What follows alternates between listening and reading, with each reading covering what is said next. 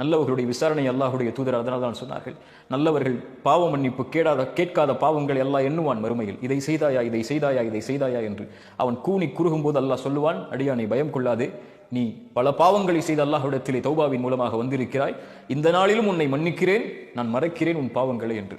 சுப்ஹானல்லாஹ். தூய்மையானவர்களை அல்லாஹ் நேசிக்கிறான். ரசூலுல்லாஹி ஸல்லல்லாஹு அலைஹி வஸல்லம் இந்த 2 வசனங்களையும், இன்னல்லாஹு யுஹிப்புத் தவ்வாபீன் வ யுஹிப்புல் முத்தத்தஹிரீன், இந்த வார்த்தைகளை தங்களுடைய துஆவில் சொன்னார்கள். ரசூலுல்லாஹ் சொன்னார்கள், ஒருவர் உது செய்து விட்டு யார் ஒருவர் அஷ்ஹது அல்லா இலாஹ இல்லல்லாஹ் வஹ்தஹு லா ஷரீக லஹ் வ அஷ்ஹது அன்ன முஹம்மதன் அப்துஹு வ ரசூலுஹு என்று கூறி, அல்லாஹும்ம ஜஅல் தவ்வாபீன் வஜஅல்னி மினல் முத்தத்தஹிரீன், யா அல்லாஹ் என்னை தௌபா உடையவர்களில் ஆக்கு, உன்னை நோக்கி மீண்டு வரக்கூடிய மக்கள் என்னை ஆக்கு, என்னை தூய்மையானவர்களில் ஒருவராக ஆக்கு, என் கல்பாலும் உள்ளத்தாலும் உடலாலும் என்று பிரார்த்தனை செய்கிறார்களோ சொர்க்கத்துடைய எந்த வாசல் வழியாகவும் அவர் நுழைந்து கொள்ளலாம் என்று அல்லாஹுடைய தூதர் ஸல்லல்லாஹு அலைஹி வஸல்லம் அவர்கள் சொன்னார்கள்.